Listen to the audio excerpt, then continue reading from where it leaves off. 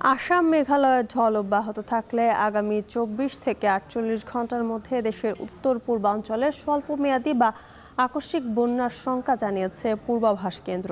কয়েকদিনের ভারী বৃষ্টিতে ঠাকুরগাঁওয়ের টাঙ্গন নদীতে বেড়েছে পানি, দেখা দিয়েছে ভাঙন, তলিয়ে গেছে বসতঘর, কৃষি জমি সহ গাছপালা। তবে বৃষ্টি ও উজানের ঢল কমায় নেত্রকোনায় কমেছে নদীর পানি। শেরপুরে পানি নেমে যাওয়ায় বের হচ্ছে ক্ষয়ক্ষতির চিহ্ন। ঠাকুরগাঁও থেকে বিযুক্ত হচ্ছেন নাহিদ রেজা, নেত্রকোনা থেকে রিফাত আহমেদ রাসেল ও শেরপুর থেকে জাহেদুল খান সৌরভ। বিস্তারিত জানতে যুক্ত হচ্ছি তাদের সঙ্গে। শুরুতে যাচ্ছি ঠাকুরগাঁওয়ের নাহিদের কাছে। নাহিদ, নদী পাড়ের মানুষের ভোগান্তি কেমন দেখছেন?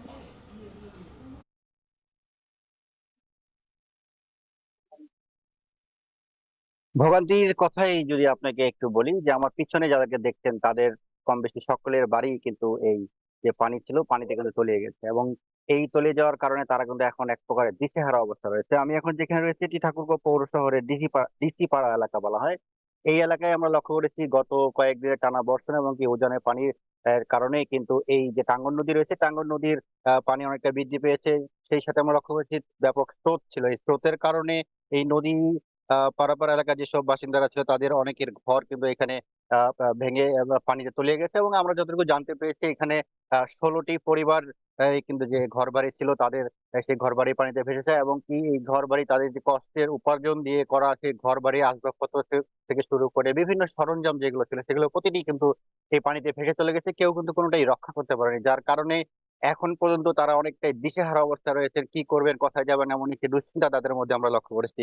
অপরদিকে এখানে যাদের এই ক্ষয়ক্ষতি হয়েছে তাদের সঙ্গে আমরা কথা বলেছিলাম। তারা যে বিষয়টি বলছেন যে যে পরিমাণ ক্ষয়ক্ষতি তাদের হয়েছে সেটি নিয়ে তারা অনেকটা চিন্তায় আছেন, কি করবেন আসলে। এবং সরকারের দৃষ্টি আকর্ষণ করেছেন যাতে করে সরকার তাদেরকে কিছুটা সহায়তা করেন, যাতে করে তারা আবারও সেই সফলভাবে দাঁড়াতে পারে, স্বপ্নের বাড়িটি করতে পারে। অপরদিকে আমরা কথা বলেছিলাম ঠাকুরগাঁও পানি উন্নয়ন বোর্ডের যে নির্বাহী প্রকৌশলী ছিলেন তার সঙ্গে আমরা কথা বলেছিলাম। তিনি যে বিষয়টি আসলে আমাদেরকে বলেছেন যে যদিও আহ, গতকালকের তুলনায় আজকে বিপদসীমা থেকে অনেকটাই নিচে পানি রয়েছে, এমনকি 2 মিটার বিপদসীমা থেকে নিচে পানি রয়েছেন, যার কারণে এখন পর্যন্ত স্বাভাবিক রয়েছে নদীর পানি। অপরদিকে আমি ঠাকুরগাঁও যে জেলা প্রশাসক রয়েছে ওনার সঙ্গে কথা বলেছিলাম। তিনি যে বিষয়টা বলছেন, গতকালকে যারা এই যাদের ক্ষয়ক্ষতি হয়েছে তাদেরকে এখান থেকে নিয়ে গিয়ে পার্শ্ববর্তী একটি মাদ্রাসায় রাখা হয়েছিল যাতে করে তারা আশ্রয় সেখানে থাকতে পারেন। অপরদিকে তাদেরকে চাল থেকে শুরু করে চাল ডাল শুকনা বিভিন্ন খাবার দেওয়া হয়েছে। এবং কি তিনি যে বিষয়টি বলেছেন, যারা ক্ষয়ক্ষতি হয়েছে তাদেরকে চিহ্নিত করা হচ্ছে এবং কি পাশাপাশি সরকারি সহযোগিতা প্রয়োজন হলে সেই বিষয়টি তারা বিশেষভাবে গুরুত্ব দেবেন। তো এই ছিল ঠাকুরগাঁও থেকে আমার কাছে। এই মুহূর্তে চলে যাচ্ছে রিফাতের কাছে। রিফাত, নেত্রকোনা নদীগুলোর পানির বৃদ্ধির পরিস্থিতি কেমন দেখছেন, জানাবেন।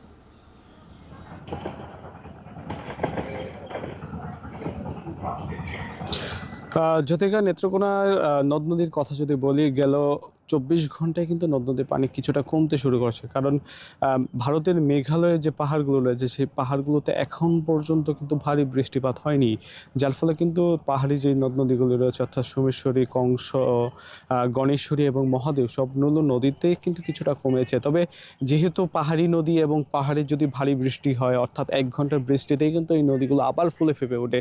তবে আসার কথা হচ্ছে গত রাতের পর থেকে আজ সকাল পর্যন্ত কিন্তু যেহেতু উজানে বৃষ্টি হয়নি, যার ফলে কিন্তু নদ নদীর পানি অনেকটাই কমেছে। জেলার একমাত্র উবদাখালী নদীর পানি ছাড়া কিন্তু এখন পর্যন্ত জেলার যতগুলো নদী রয়েছে সবগুলো নদীর পানি কিন্তু বিপদসীমার নিচ দিয়ে প্রবাহিত হচ্ছে। আমরা প্রশাসনের সাথে কথা বলেছিলাম, তারা যেমনটা জানিয়েছেন যে এখন পর্যন্ত উবদাখালী নদীর পানি বিপদসীমার 19 সেন্টিমিটার উপর দিয়ে প্রবাহিত হলেও নিচু এলাকা কিংবা জলবদ্ধতা, বন্যা পরিস্থিতির মতো এখন পর্যন্ত কিন্তু জেলা তেমন কোনো পরিস্থিতি দেখা দেয়নি, যার ফলে কিন্তু এখন পর্যন্ত তাদের প্রস্তুতিও মোটামুটি রয়েছে। তবে তারা যেমনটা বলছেন যে যেহেতু এখন বর্ষার মৌসুম চলছে, নদীগুলো এখন ভরে রয়েছে, তবে উজান থেকে যদি ভারী বর্ষণে পানি আসে তাহলে কিন্তু নতুন করে আবারও এই এলাকাগুলো প্লাবিত হতে পারে।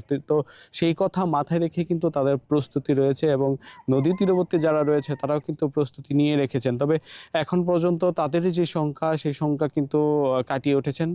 গতকাল সকালের দিকে অর্থাৎ সকালের দিকে কলমাকান্দার গজারমারি এবং নাজিরপুর ইউনিয়নে এই কয়েকটি গ্রামে কিন্তু আকস্মিক যে একটু পাহাড়ি ঢল, সেই পাহাড়ি ঢলে কিন্তু কিছুটা ক্ষতি হয়েছে। সেখানকার রাস্তাঘাট এবং কিছু বাড়িঘর এবং স্কুলের কিন্তু ক্ষতি হয়েছে। এছাড়া কিন্তু এখন পর্যন্ত বলা যায় যে জেলায় তেমন কোনো ক্ষয়ক্ষতির চিহ্ন বা খবর কিন্তু আমরা এখন পর্যন্ত পাইনি।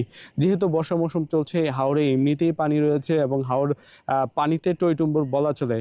যদি নতুন করে আবার পানি আসে তাহলে কিন্তু হাওর এবং যে নিম্ন এলাকাগুলো রয়েছে, বিশেষ করে কলমাকান্দা, খালিয়াজুড়ি এবং এই এলাকাগুলো কিন্তু নতুন করে পানিবন্দী হওয়ার একটি ঝুঁকি থাকে। তবে সব মিলিয়ে বলা যায় যেহেতু এখন বৃষ্টি নেই, যার ফলে কিন্তু মানুষের মধ্যে কিছুটা স্বস্তি কাজ করছে। তো এই ছিল আমার কাছে নেত্রকোনা থেকে পানি বৃদ্ধির সর্বশেষ। জ্যোতিকা।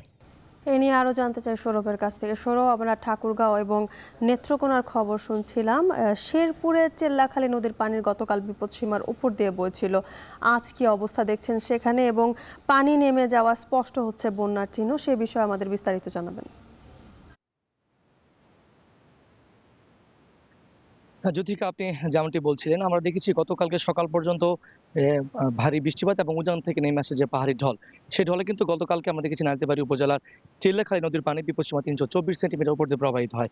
তবে গত 24 ঘন্টায় ভারী বৃষ্টিপাত এবং উজানের ঢল কিছুটা কমতে শুরু করে, কিন্তু বন্যা পরিস্থিতির অনেকটাই উন্নতি হয়েছে। এবং সকালে আমরা পানি উন্নয়ন বোর্ড থেকে যে তথ্য পেয়েছি, পানি উন্নয়ন বোর্ড আমাদেরকে জানিয়েছেন যে আজকে শেরপুর চিল্লাখালী নদীর পানি বিপদসীমার 66 সেন্টিমিটার নিচ দিয়ে প্রবাহিত হচ্ছে। এবং আমি আজকে এখন দাঁড়িয়ে আছি শেরপুর নালিতাবাড়ী উপজেলার কলসপাড়া ইউনিয়নের ঘোনাপাড়া গ্রামে। আমার পেছনে গতকালকে পর্যন্ত কিন্তু এখানে প্রায় কমর সমান পানি ছিল, তো আজকে কিন্তু পানি একদমই কমে গেছে। তবে পানি কমতে শুরু করা আমরা দেখেছি যে কিছুটা ক্ষয়ক্ষতির চিহ্ন এখানে বেশি উঠছে। বিশেষ করে যারা এখানে স্থানীয় কৃষকরা রয়েছে তাদের সাথে আমি কালই কথা বলেছি। কৃষকরা আমাদেরকে জানিয়েছেন যে এই আকস্মিক বন্যার কারণে কিন্তু বিশেষ করে গ্রীষ্মকালীন সবজি এবং সদ্য রোপণকৃত যে আমনের বীজতলা অনেকটাই ক্ষতি হয়েছে। তারা কিন্তু অনেকটাই শঙ্কায় রয়েছেন যে যেহেতু সামনে আমন ধান রোপণ করতে হবে, এই বীজতলা ক্ষতির কারণে কিন্তু তারা অনেকটাই ভোগান্তিতে পড়েছেন। বিশেষ করে আমি দেখেছি যে পানি কমে যায়, অনেক নিচু যে বাড়ি ঘরগুলি রয়েছিল সেগুলোর উঠোনে এবং বাড়ির ভেতরে কিন্তু এখন পর্যন্ত দুর্গন্ধ এবং ময়লাযুক্ত পানি রয়েছে এবং স্বেচ্ছাচ্যুত পরিবেশ বিরাজ করছে। এখন আমরা দেখেছি যে উঁচু স্থান থেকে পানি নেমে গেলেও নিম্নাঞ্চলে কিছুটা পানি এখনো বিরাজ করছে। এবং যদি আজকে যেহেতু সকাল থেকেও হালকা হালকা গুড়ি গুড়ি বৃষ্টি হচ্ছিল, তো যদি বৃষ্টি না হয় বন্যা থেকে পানি কমে যায় তাহলে হয়তো বন্যা পরিস্থিতি আরো অনেকটা উন্নতি হবে। তবে এই বিষয়ে জেলা প্রশাসন আমাদেরকে জানিয়েছেন যে আকস্মিক বন্যা এবং দীর্ঘমেয়াদী বন্যার সকল প্রস্তুতি তারা হাতে রেখেছেন। তো এখন পর্যন্ত বন্যা পরিস্থিতি অনেকটা উন্নতি হয়েছে। তো এই ছিল শেরপুর নালিতাবাড়ী থেকে, চেল্লাখালী নদীর পাড় থেকে এবং এই কলসপাড়া ইউনিয়ন থেকে আমার কাছে বন্যা পরিস্থিতির সর্বশেষ। জ্যোতিকা।